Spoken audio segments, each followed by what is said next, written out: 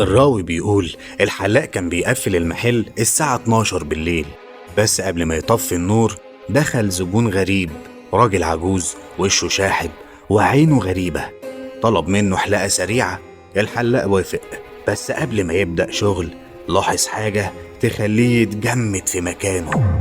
العجوز كان قاعد على الكرسي باصص للمراية، لكن انعكاسه مش موجود. الرعب دب في قلبه، لكنه حاول يكمل الحلاقة وهو مرعوب. وبعد ما خلص لف ياخد الفلوس، لكنه ملقاش الراجل على الكرسي.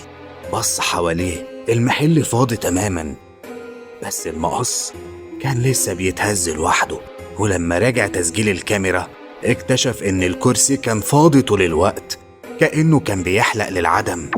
سؤال: لو كنت مكان الحلاق وشفت زبون بدون انعكاس في المراية، هتكمل شغلك ولا هتجري وتسيب المحل؟